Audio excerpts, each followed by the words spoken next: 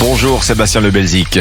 Bonjour Alexandre, bonjour à tous. Notre coup d'œil à l'étranger ce matin nous emmène directement au Brésil où nous retrouvons notre correspondant Jean-Claude Gérès. Bonjour Jean-Claude.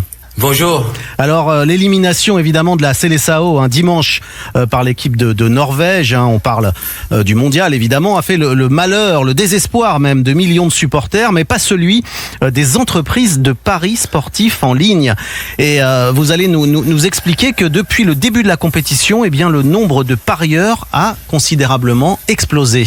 Eh bien, effectivement, il a tout simplement triplé depuis le début du tournoi. D'après une enquête publiée sur le site G11, 35% des Brésiliens ont parié sur les matchs de la sélection nationale. Alors pour G11, eh bien, c'est la confirmation d'un engouement pour les jeux de hasard qui n'a cessé de se renforcer, en fait, depuis janvier 2025, lorsque les paris en ligne ont été autorisés.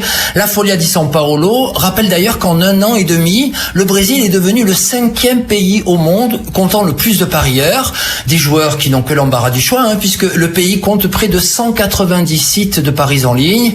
Résultat, eh bien l'an passé, le secteur a réalisé un chiffre d'affaires de près de 6 milliards d'euros. 6 milliards d'euros, c'est effectivement énorme, et on imagine qu'en plus des sites de paris en ligne, l'État brésilien, lui aussi, doit se frotter les mains avec les recettes fiscales. Alors un autre chiffre, 760 millions d'euros, c'est ce qu'ont rapporté les paris sportifs à l'État rien qu'entre janvier et avril de cette année, explique le quotidien économique Valor, c'est-à-dire le double par rapport à la même période l'an dernier. Valor souligne aussi que le montant fiscal collecté en 2025 était proche de celui de l'agriculture, qui est quand même l'un des piliers de l'économie brésilienne.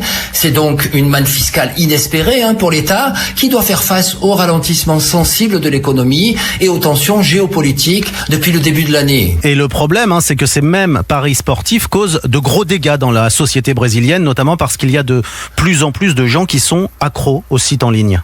Oui, et c'est même le problème principal évoqué par une bonne partie de la presse. D'abord parce que ce sont les personnes les plus modestes qui s'adonnent aux paris en ligne, en particulier pendant la Coupe du Monde. Le site Terra donne d'ailleurs un ordre d'idée. Pour les matchs de championnat, la valeur moyenne des paris est de 32 €. Or, pour le match contre le Japon, en 16e de finale, la mise moyenne s'est élevée à 46 € par joueur.